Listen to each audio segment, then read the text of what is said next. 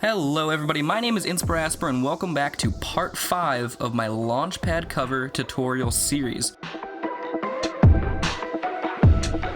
In this video, we'll go over how to multi-sample, which is assigning multiple sounds and samples to a single button, and we'll also go over what exactly this random MIDI effect does. Now, I don't imagine this will take too much time, so let's go ahead and jump right into it and get it done. To start, let's pretend we want to assign multiple sounds to a single button. So maybe this button on my Launchpad. Say I want to be in page 1, and I want this button. So to do that, it's actually a lot easier than you would think.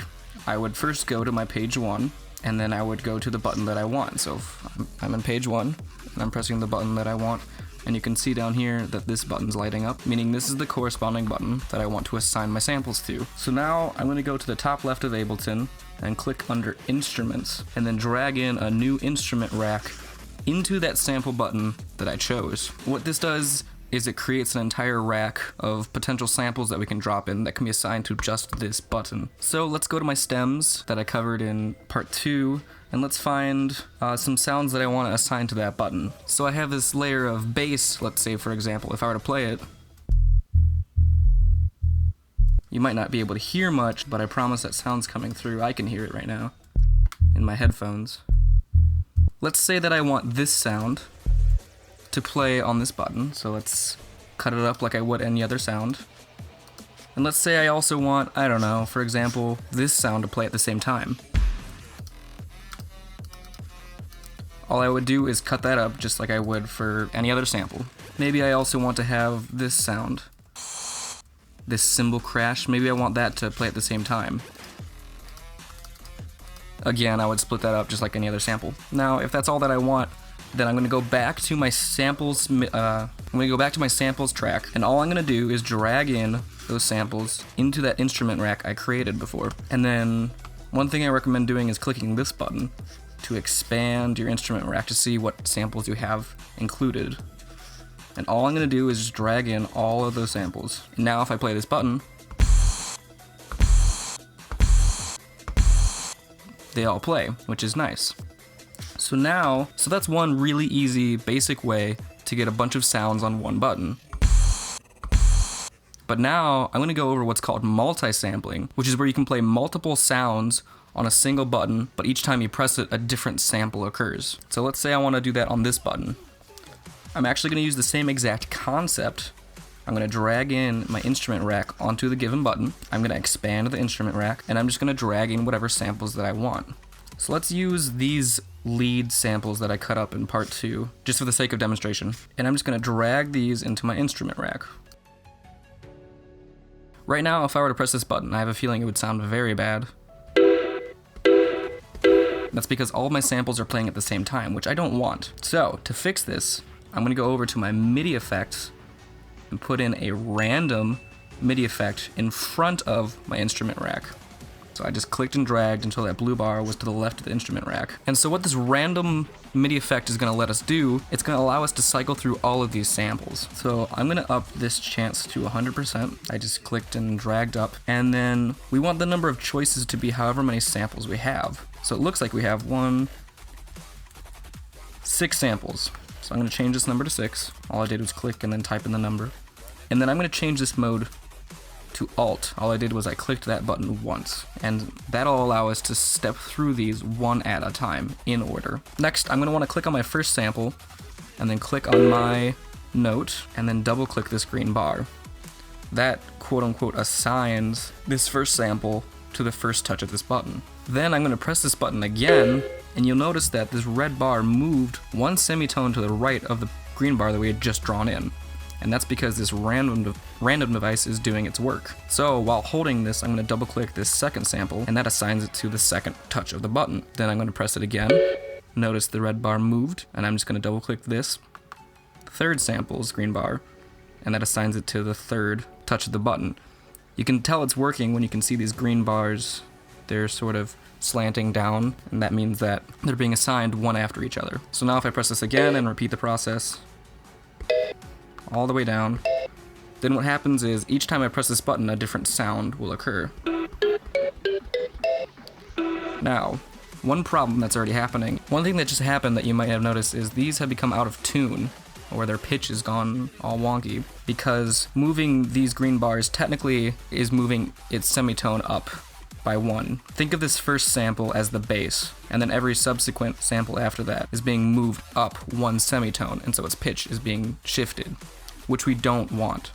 In order to maintain that sound, all we do is go to each sample after the first, so starting with the second one, all we do is drag in a pitch MIDI effect onto that sample, and we do that for all of these. So I'm going to go ahead and drag a pitch onto each of these.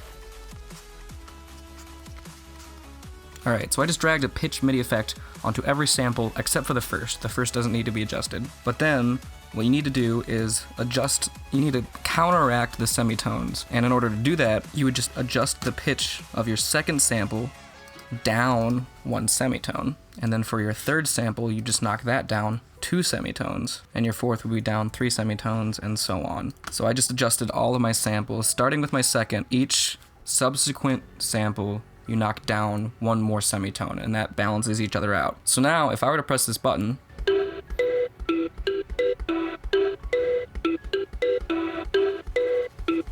every time I press this button, a different sound occurs, and every sample is in tune. And in theory, they don't have to all be. For example, I used my lead kind of xylophone-y synth as an example. You don't have to make them all that. I could have thrown in, maybe as an example, I can throw in a kick drum to replace my third button press or something like that. So right now, if I were to press it 1 time, 2 times, then this third time, a kick will sound. And then so on. So what I'm getting at here is you can press a button multiple times within any given page.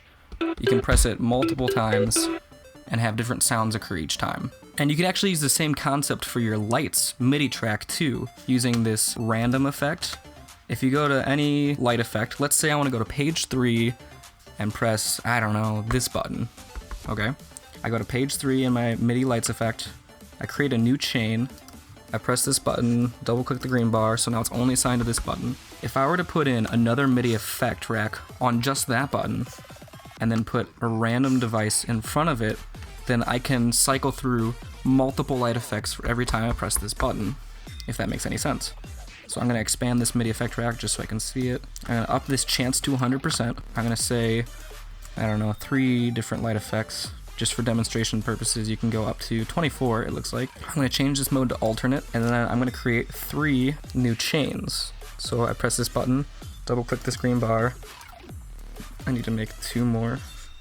And then I just move each one after each other, so it makes a diagonal line with the green bars. So now it doesn't look like much, but technically each time I press this button, a new effect happens, as you can see.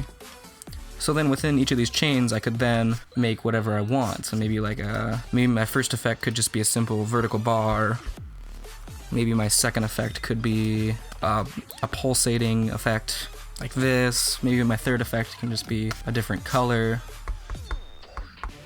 Just like that. Hopefully you get the concept of it. Basically, for either your samples or your lights, if you throw in an entire either instrument rack or MIDI effect rack, respectively, and then if you put a random MIDI device in front of it with an alternative mode with your number of choices, then you can cycle through any number of effects or samples. Just like here with my lights, I can have a pulsating effect, I press the same button, I have a different color, vertical bar, that sort of thing.